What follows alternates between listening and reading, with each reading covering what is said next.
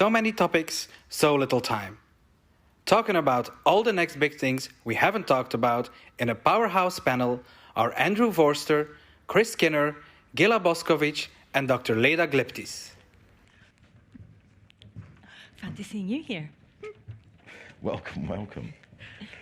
I need to keep quiet because he's going to moderate this. I was going to say, I'm pleasantly surprised to see that we've still got so many people left in the room for this last session. So clearly, they've all got the same feeling as me. I don't know whether any of you come across this, but myself and my colleagues at the banking scene often get to the end of an event and we go, why wasn't that on the agenda? Or there's been a whole lot talked about, but a whole lot not talked about that we would have expected to be talked about, and it wasn't. And so I was very happy when Chris, who's the chair of the content panel of this, agreed for me to have my 3 favorite provocateurs on stage who all have opinions, and I'm not going to introduce them because, quite frankly, if you don't know who these 3 people are you even in FinTech? So please, give my panel a round of applause before we even start, because, I mean, come on. I was still hoping to remain anonymous, because God forbid I say something. Nobody, you really, my panel needs no introduction. So we're going to dive on because we've got you for the last 40 minutes of this event, and we're going to be talking about the stuff that hasn't been talked about yet. And there's been loads of stuff talked about. I mean, one of our common frustrations is that we were all together about 18 months ago in Berlin at another event, and there was loads and loads of hype all about at the event. There were all these topics that were all spoken about, you know, ambient finance, embedded finance, the Internet of Payment things, and all sorts of things. And I walked away going, who shaped that agenda? Was it shaped by the sponsors or the consultants that wanted to sell consultancy around that? Because nobody's talking about that anymore. Is it because, Chris, as you said, everybody's just bored? Is it because everybody's just so caught up in the hype that they're wanting to chase the next big thing? But I'm going to ask Ghela for her opinion first, because, as you said, there hasn't been mass adoption of all the stuff that's been talked about in the past, and yet everybody's talking on to the next thing. So what should we be talking about instead? Like, maybe the basics? I think it's how difficult it actually is to deliver and execute on some of the fundamentals. And in part, that is because there hasn't been a mandate to build what we've been talking about. And the only mandate that actually exists in the context of FinTech is really PSD2 and open banking. And if anybody's been on that open banking journey, they know how bloody difficult it's been to actually arrive at consensus amongst very disparate groups that have incredibly different competing incentives. And I've thought a lot about this in the sense of, I went through deregulation 25 years ago in telco. And what's interesting about telco is that that infrastructure was mandated to open up and competitors were allowed to rent access to that infrastructure. We don't have a similar thing. Now, what was interesting about telco is that it was a relatively smooth transition from a rate of return, a guaranteed rate of return or revenue for those big institutions, to a rental model that they could actually rent the infrastructure they built and owned, while the competitors had a chance to decide whether or not they wanted to build or if they wanted to continue to rent. And a lot of those competitors actually built mobile and mobile networks. And we saw a transformation in telco from a copper wire into your phone, into your home or business, that you'd make a voice call. And instead, telco transformed into data transmission or data dissemination at speed and scale. And it was all about being able to do that untethered, anywhere, anytime, at speed and scale. And the industry itself transitioned very, very quickly over the matter of about 10 years. We've been talking about FinTech for how long? And nothing's really changed, in part because the basics, in terms of competition, the mandate has been incredibly limited to PSD2 payments data only. And now we're talking about data dissemination at speed and scale, and product dissemination at speed and scale that's based on data. And we haven't actually figured out the model that says, here's our aligned incentives, here's a way for the banks to actually sort of secure the revenue that they're seeing under threat, have an ability to stand up a new line of business that cannibalizes their current so that they're guaranteed to continue to have market share and a future business, while we also allow the competitors to rent a certain type of access. Now, the interesting thing about that rental access is it's data, and the data is not owned by the banks. There's also a discrepancy between PSD2 and GDPR. GDPR says, here's a consumer data right. It's an absolute. And PSD2 says, here's a consumer data right only applicable to payments data. And everything that we've been talking about in terms of innovation requires additional data outside of payments. We haven't fixed that particular thing. We're waiting for open finance. We're waiting for a mandate from government and a legislative framework and a legal framework that says you have to do this for competition. And that goes well beyond payments. We still haven't got payments right. There's still a lot yet to be delivered. But we're waiting for this absolute customer data right for all financial data to be moved, ported, mobile, and leveraged by the consumer, and a way to sort of mitigate that rental access loss of income for the banks. Because again, we still have misaligned incentives. So anything that we're talking about doesn't get to work because incentives from the very basic players and stakeholders is not aligned. And that's my very long-winded answer to a very short question. Do either of you have a difference of opinion there? Do we need more? No. No, moving on, that's it. Not a difference of opinion as such. Can I first say that I haven't seen the Ghela in a year and a half, and I had really missed it. So I found myself almost not paying attention. It was like, oh, I haven't seen this in so long. I agree with both the reality check of we need to bring the stakeholders to the table to explore the art of the possible. And the early days of new technologies being brought to the mix, we were blind to that.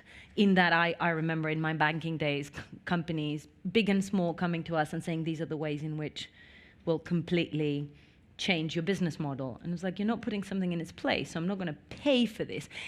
And we learned that lesson, but somehow we lost it along the way. So I think there is truth there. The second piece is, we know for a fact that the regulator sets the tone and pace of adoption. It has happened across the board. Things that were unthinkable became part of our mainstream vocabulary because the regulator either mandated them or pointed the way towards a time when they would be expected. And it has been much more aggressive in the retail space, but not exclusively so. So I totally agree with that piece as well.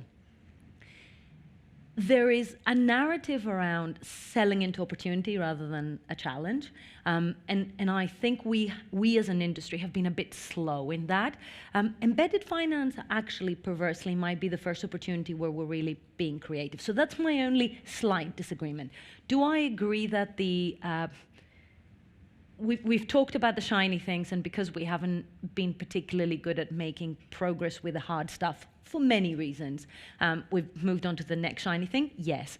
Do I think that the regulatory agenda drives the pace of adoption? 100%. Do I also think that finally we're getting to a point where we're beginning to realize that there's not going to be a magic single trick that will solve for everything, but actually layering different technologies and coalescing offerings, sort of embedded finance, banking as a service layering, can actually move us out of the space of either I'm terrified someone will do it before me, so I have to jump in, or I have to do it because the regulator asked me to actually, to your point, incentives that align to profitability. So will we do it if the regulators tell us? Yes. But we will also do it if we figure out a way of making it work for us. And I think, yes, it's frustrating, but 10, 15 years isn't that long for the institutions to wrap their heads around all this. And I think we're getting there. Here's your optimism for the day. And you had brought up previously, it's about the business models. Yeah. It's finding the right business models. Has anybody talked about business models over this event, over recent events that you've attended, online or anything like that? Should we be rather talking more about those so that, business models for the new entrants as well as business models for the incumbents? And you had brought up a really interesting point this morning, which I tweeted about, and I said I'm going to pull you up this afternoon because I think it's really worthwhile talking about. You had made a point of saying we don't need any more vanilla banks. And geez, the number of fintechs that I've seen that it's just another bank, and they start and they go, oh, well, we're a new fintech. What do you offer? Well, we offer a current account, a savings account, and we offer payments. Okay, that, yeah. And it's just another one. It's just another one. And you had said, I'm going to do an Americanism here because the Americans, I don't know if you've noticed, they can't pronounce niche. The word's niche, guys. It's not niche. But the Americans, because they pronounce it niche, they say the riches in the niches. Okay, that rhymes, so I'll give them that one. But yeah, you know, you had talked about, we don't need another vanilla bank, that there will be the emergence of these really specialized financial institutions that will go after niches and serve them really well. Do you want to expand on that? Because I really think that's a topic worthwhile exploring. I do, actually. I have spoken at length about this before. Money is not a dirty word, right? We need to talk about monetization models, monetization relationships, and we need to talk about companies being able to wash their own face after an appropriate period of time. And some of us are building very complex products. It takes time. But how long is long enough? And that's another conversation we haven't been having, but I get extra points for bringing it up this morning, right? And I was talking about neobanks this morning, and I was exactly saying that most of them are not profitable. Most of them have a business model that is, has lower operating costs, but is actually very similar to traditional banks without the ability to monetize across the wider product value chain. Will it work? Will it not? And when will we know whether it's worked or not? It's been a long time. Has it been long enough? That was the conversation we were having earlier. And I don't just think we don't need more vanilla banks. I don't think we need more banks. We have more than enough banks. If anything, we probably need fewer banks with better infrastructure. Do I think it is needed that these niche banks emerge? It's irrelevant because they're emerging. So we're seeing a sort of community-based, identity-based set of banks emerging that have a very specific focus to serving the needs of a particular community, which could be local, it could be what, I'm a political scientist by training, it could be what we call an imagined community, a community of belonging that has not necessarily financial behavior traits that are specific to them, but identity traits that are specific to them. And of course, communities that have very specific financial needs that are different to the rest of the population. Is that good? Absolutely. Anything that forces our thinking to do better in terms of serving our communities is absolutely essential. What may be left on the table, however, as we were saying earlier, is the banks that define themselves in terms of dealing with people called Chris, is those of us who aren't called Chris, who might not be profitable customers, are left in the in-between spaces. And currently, from a regulator perspective, it's only the universal vanilla banks that are, by law, forced to say, to not say, well, you know what, the elderly are not very profitable, so I'm going to step away from them. So it brings three interesting things to the table. The challengers have taught us a lot and forced us to think through things and do better in a variety of ways. But their own business model hasn't matured, hasn't worked out yet, one question mark. The shift to community-based, identity-based banks is a very interesting one because it will do the same learning for everyone and it will serve those communities. But the business model challenges will be very similar. And then it leaves the duty of care right open, where you might get to the point where the only banks that care for the less profitable, more vulnerable members of the community are the ones we used to bash for being the cold-hearted capitalists. Well, this actually brings up an interesting question around... I haven't said a word. I know, sorry, Chris. The utility of financial services. And to a certain extent, it actually is a utility. It seems to be an absolute necessity in order to, exist in the world. And there is a mandate under utility law for universal service, most of which is subsidized by certain markets in order to provide for those that are less profitable. But if we're looking at the regulatory mandate, this whole notion of wanting everyone to be included in some way, shape, or form, and the vanilla bank, there is a universal service mandate that we still haven't addressed, and still becomes an existential question that the industry refuses to face. And I think that's an important one that we really don't discuss, is this is a utility. To a certain extent, it absolutely is by definition, and we haven't actually met the universal service mandate to provide service to everyone because there are unbanked and underbanked. And if we're going towards a niche model, Yanks can say niche too. Then how do we actually cover that universal service mandate?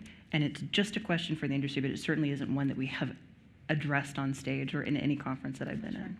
So I will say a word. Oh, good. I was waiting for my opening question. It's okay, Mr. Vorster, I'll let you off this time.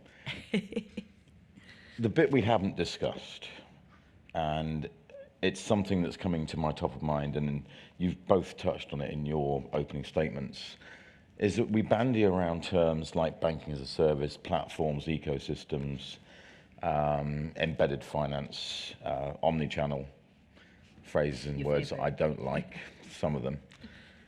And I think the issue we have is that we haven't actually looked at the reconstruction of planet Earth. And finance is part of that reconstruction, but it's not the reconstruction. It's just a piece. So when we talk about open banking, we've got the wrong focus. I mean, when we talk about embedded finance, it's kind of an inside-out view. How can we embed finance in customers' lives rather than how are customers living? And what we need to really focus upon is open commerce. We need to look at the whole value chain and supply chain of how the world's going to look 10, 20, 30 years from now. And what are the technologies that will drive that, and how will all of the players in the ecosystem link together? And what that actually means to me is I have a niche. A niche? But my niche is all of the players will be doing something very, very specific on a global basis as part of the value and supply chain. And that's the bit that everyone's missing. And some people get it, you know, like the Stripes and Adyens of this world, because when you look at what they're doing, they're saying, this is our area, and we're going to own that area. So if you mapped out the whole value and supply chain of open commerce 10, 20, 30 years from now, there's going to be lots and lots and lots of Stripe-style players that will be valued at hundreds of billions of dollars, doing very, very small, specific things. And no one's going to own the customer. No one's going to own the value or supply chain. No one's going to own anything. They're just going to own their piece of turf in the ecosystem. That's a really interesting viewpoint, that. I can just imagine the thousands of different verticals that's going to come on there. But But that's open data. That's an open data economy. And that's the whole point. If you're looking at building, you know, what is the world look like 10 years from now? It's purely digital. We've seen the necessity of digital, especially with the trite comment about, you know, COVID bringing that in and the pandemic highlighting that. Well, this is not the last pandemic, you know, nor are we going to be going back to brick and mortar in the way that we went back to brick and mortar. Life has fundamentally changed from here on out. Welcome to the new normal. Thing is, it will be digital. So everything now becomes part of a data economy. So if you have the infrastructure that allows for that, then you do have deep, deep vertical expertise. And it's very limited, but it will absolutely be about delivering on that particular step of the data exchange. Yeah. That's it. It's about being an inch wide and a mile deep. Exactly. Which is 100% right, but then what are we missing? If you think about our entire ecosystem, it has been about financial services players dealing with the learning curve of new technologies, people selling into the industry and the industry trying to ingest and adjust. And the point you made, Chris, is 100% right. Everyone answers the question from where they sit, and they're trying to write themselves into the future. So the thing that is definitely missing from our conversations is the rest of the world. And it has been an interesting exercise in widening, right? Because when it started, it was just the banks, and then we started inviting the techies, and then we started inviting the regulator as we began to see the interdependence. But the picture you're painting is a very powerful one, because we can't talk about the world that we don't represent or own in any meaningful way. But maybe what we need to face into is the fact that we will all want to be closer to the customer, we will want to increase our relevance. That is inevitable and actually a natural instinct. But the only thing to temper that is the reality of the rest of the puzzle. And maybe that's the thing we should do next year, is bring in the rest of, as we widen our understanding of what getting out of the customer's way to make their life better looks like, we need to have conversation with other than each other. So good cue in the sense of where we see open banking going, for example. Open banking payments is dependent upon merchant adoption, not upon consumer adoption, but on merchant adoption. And have we been talking about merchants until recently? No, because it is the commerce space that's going to drive digital payments. And they've been left out of how they want that executed, what they expect in terms of their liability, their insurance, that relationship with the service provider, the immediacy of the guarantee of funds, the settlement and reconciliation timeframe, their cash flow, all of these different things that don't actually exist within how you structure a digital payment, but are absolutely dependent upon digital payment adoption. And I think we are incredibly navel-gazing and egocentric, and that is to our detriment, is that we really don't look above the parapet. I know that Andrew's got questions, but just... No, please, this is exactly the kind of conversation that I want to go along, because... Well, you see, if you think about thousands of players in an open commerce ecosystem that recreates the value and supply chain based on each company has an inch wide, mile deep view. What gets interesting then is you layer on top of that the decentralized, distributed, democratized economy. And so the open data piece says, actually, I own my data and I own my identity, which we covered yesterday. But the bit that we haven't worked out is how that's going to work. And I mean, one of the questions I've got, for example, and I was talking to crypto.com, who I'm throwing in their name because they sponsored the conference, but last night, and I said, how will 100 years from now, a non-fungible token of Captain Cake, which is my new book, another shameless plug. Yeah, to just slip that in. Yeah. But how will an NFT 100 years from now be read? You know, where's that data coming from? Who's got the technology to read it? Their answer was, well, it's the same with anything, Chris. You know, things evolve, and we build and layer things on top. And I'm kind of going, I don't think we should be laying things on top. We should be reinventing things. You raise an interesting question right there. Sorry, Ghela. The horizon we force ourselves to think into. I know Michael Mainelli was on the agenda, and about 20 years ago, I went to a series of events he put together on the Long Now Foundation. Yeah. And it blew my mind because they posed questions to groups of scientists, bankers, and it would be something like, you need to build a clock that will work in 1,000 years.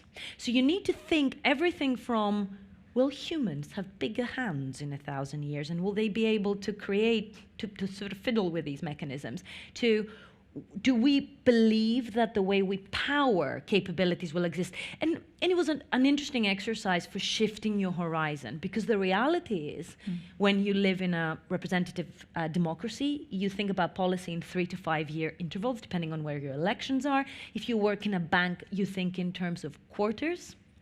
If you are in a startup, you think in 2 to 3 year increments for the next, fundraise and what you need to show. So your environment determines your thinking units, but unless we force ourselves to stretch those units, that's what you measure time in. And it's a very interesting one, because we're conditioned, right? It's quarter on quarter, just building year on on that, year. 'cause I'm actually quite involved in Michael's work. He's a good friend. He runs the Financial Services Club now, and the long now and long finance are two sides of the equation. So the long now is building a clock that is actually physically being built right now in the Arizona desert, and it's going to be a clock they hope will still be ringing bells in 10,000 years. And like, that's extraordinary. Along finance, and this is Michael's question, and so I'm going to ask a question of you three. So I'll start moderating back. Michael's question, how will we know when the financial system works? When you don't have to examine it in detail, when it becomes active in its own right, and it doesn't require management. We talked about this earlier, and there's something about it. Money is just a myth. Money is an arbitrary proxy. And it comes down to, no, I have been saying this for years, and I claim to it, I've got it written. Money is just a proxy for permission and access. That's all it is, right? That is nothing more. It's a covenant. It's a covenant. It's a promise, right? It's a promissory note, but it represents more than a promise. It's permission and access. End of story. So when access and permission are managed seamlessly, and they don't actually have to have a stand-in proxy, and we actually articulate the language around permission and access with exactly what that is, permission and access, not money, then the financial system will actually be successful. It will be self-evolving. It will adapt. It will actually serve a purpose. Right now, it's an artificial construct that is merely, it's an artificial construct, and it's not even close to what it's actually supposed to do. But there's an interesting, Andrew. No, please carry on, because this is the kind of conversations that we're having here are not the kind of conversations that you have at an event that aren't raised on stage because they're often unpopular opinion or parked in the too hard to think about box. Well, so we'd rather chase after the shiny and the next hype item rather than Okay, so let's make it even harder for ourselves, right? Yeah. When we say, when will we know if the financial system works, and Michael and I have had this conversation many times over the years. It depends what we mean by the financial system, right? Because if you had the conversation 10, 15 years ago, we didn't think of it much beyond making sure that the players inside the box don't go rogue. We have matured immensely in the last 10, 15 years in terms of thinking about the financial system, in terms of cause-effect capability, the consumers. But we still haven't transitioned, and whether we ever will is another question, to thinking whether there's an ultimate purpose to it. So if you're thinking about how do we know if the financial system works in a narrow way, I was like, if everyone's playing nice and not breaking the rules. But if we start, and I think the regulators are beginning to face in that direction, and I find it really interesting, if we start thinking about the financial system as a sense of societal responsibility to educate, to create access, then we're miles away from that because we weren't even measuring ourselves against that as an endpoint. So I guess we need to take a long, hard look at ourselves and say, what are we here for? Yeah, what's up? You picked up just one word that I picked up out of there in terms of educate. Educate who? Educate the consumers. Educate. We had been discussing earlier, and Ghela had said, FinTech has been trying to run before the consumers can even crawl. And we talk a good game about financial health, we talk a good game about financial well-being, but at the end of the day, a lot of the consumers don't know what the best thing is for them. You know, we talked about account sweeping. Ron Khalifa had said about account sweeping that they bring in, and yet, is that the best thing for the customers? Do the customers understand what it is? Whose responsibility is it? Do we carry a responsibility as an industry, as an ecosystem, to make sure that the people who use the services are educated in our language and our ways of doing things? What's our reason for existence other than to have events? And I know you're asking Leda, but I'm going to answer the question. And the reason being is, really fascinating meeting that I was at 3 or 4 years ago. And Jack Ma, Alibaba, who's now disappeared, whatever. But he was asked the question, how do you manage Alibaba? And he said, management? That's for a regular company. We don't manage, we govern. We govern an economy. Now, the PRC presidency has reined that back in. But I found it a really interesting comment because what it said to me, going back to our conversation about the ecosystem, the platforms, the players, inch wide, mile deep, is that you end up with the people who run the platforms that the ecosystem, the players play on, are governing the economy. They're not Joe Biden or Boris Johnson. You know, they're Mark Zuckerberg and Jeff Bezos and Jack Ma. And then it gets interesting because you start thinking, what's the government of the economy going to look like 10 years, 20 years from now? And what's the currency of that economy? I am actually terrified of the corporate being in control of this entire thing. I'll be honest, it terrifies me to my bones. But that's another discussion. I think it's actually one of the things that's currently happening is the FCA is consulting on the consumer care of duty and where that balance is between the consumer having an informed consent and an understanding of the purchase of the product they're purchasing. Do you think the consumer understands what's happening? This is what's interesting is where do you find people can't balance a checkbook? No, and this is the point. Where is the accountability in terms of providing an element of financial education and financial literacy as a service provider versus the individual's responsibility for understanding what they're doing? And I don't think there is a silver bullet to that, and I don't know how you strike the balance, but I know that the regulators are actually considering the question. This, of course, is in response to buy now, pay later. Because does a consumer actually understand that they are getting an unsecured loan, for which they are completely accountable, and people will come chasing after them for this. And specifically, what I was just saying about Jack Ma, I don't think consumers understand what's happening with data. And No, absolutely that's not. the bigger part, right? We can't own this. We are not teachers. This is not the service we provide. But That's where I disagree with you. No, but For we once. For change. No, let me finish my sentence before jumping in and cutting me off at the knees. Typical fashion. Typical. No, but the thing is, we're not teachers, but we do owe a certain amount of education around the thing that we're doing. And there has to be clarity around that. I do think we have a sense of obligation to teach, but we're not teachers. So how do we do that? At the same time, understanding that individual consumers bear a certain amount of responsibility and accountability for their choice. That bit I don't disagree with at all.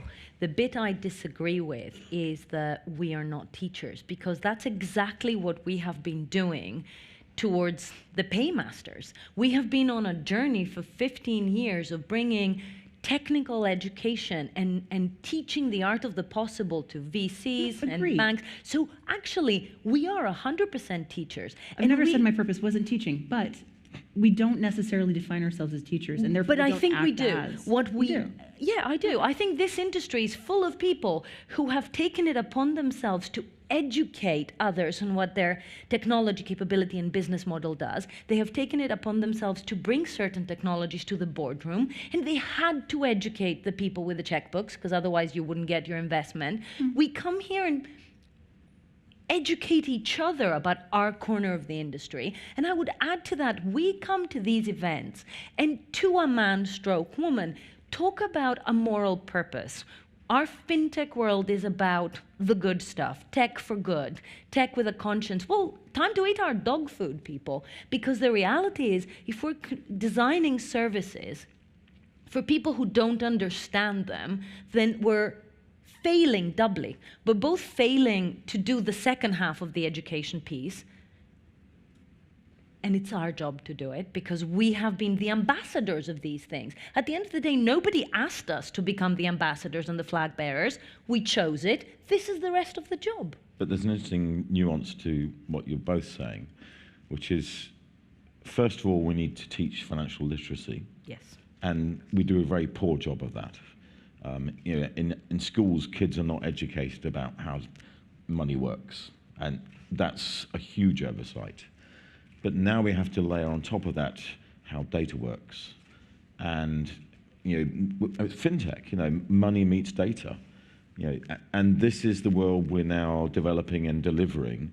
And yet, are people educated in this world? I don't think they are educated at all. So whose responsibility is it to educate the people that currently are completely uneducated about NFTs and crypto, but throwing their life saving at it, the millions of, does that fall under our remit, or do we go, well, it's not money, or is it money, or it's an asset, or it's a, so I do agree with some of the comments of, there's also an element of the consumer has to have a desire there, but when it comes to all these, the new things, and we'll come on to what money is in a bit, I mean, whose responsibility is that? Are we saying that that is also our responsibility to educate everybody about crypto and NFT and DeFi and... It's a Wild West.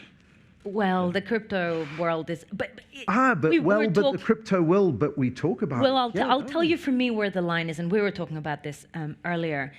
Can I opt in or out? So the crypto world and actively buying into an NFT is still an option. And I have had conversations over the years with people who didn't want to learn. You try, but they don't want to. So I accept personal responsibility there. What is happening, particularly, as Ghela said, the only thing that has been universally pushed out now and is part of our reality is that open banking component, which means that certain actions around managing your finances as a consumer, or awareness around data, or awareness around the implications of your day-to-day choices, don't have that opt-in component. And I do think that our duty changes with that, because success, guys, hurrah, the work we've been doing has become omnipresent in one aspect of society. So do I feel the need to go out there and educate everyone on the NFT space? Frankly, no. But they can still opt in to that, and that is an element of choice, and therefore their education. Now, I don't work in that space, right? I would have a different degree of responsibility if I did. But I think because there is a choice that individuals make, personal responsibility is much higher. Open banking is affecting everyone. The 12-year-old with their first bank account and the 88-year-old who cannot catch up with all the things that now we expect them to know. And my feeling of responsibility around this is exactly because at this point, it is not something you can opt out of or opt into. Your agency is gone. Is that a good thing? Is that a bad thing? It's a fact. And therefore, those of us who've been part of driving that change have a duty to now make sure that it doesn't hurt the people we said we were doing it for. Yeah, we have to take the responsibility. I agree with that. I love you. I love you too. So I am going to bring this to a close, but not before asking one final question. And it's going to go to Chris, seeing that he was the chair of the content board. And the question has got nothing to do with being the chair of the content board, but I'm just affording you that privilege. It's more because you're the author of this very latest series that is heavily involved in sci-fi, Captain Cake and the Candy Crew. And so therefore, because you are boldly going where no sweet has gone before, you will have an insight into this question, and that is, in the future, does money even matter? Well, Captain Cake, Lieutenant Chocolate, Sergeant Johnny, and Private Potato would say no. But in reality, money is just data. It's a token, which we've touched on. And so money will not matter in the future. What will matter is identity, and as David Birch was saying, identity is the new money, but also the way in which data is decentralized, democratized, distributed, and shared, and how that's structured and how that works. But in the Candy Crew, they don't have any money. They just have cream and jam. Oh. If none of you know what's happening there, please go and look up what Chris is talking about there, because it's his latest project and it's far more exciting than FinTech will ever be, I'm sorry to say. Please, audience, I hope that was completely unexpected to all of you, and could you please give my panel a round of applause.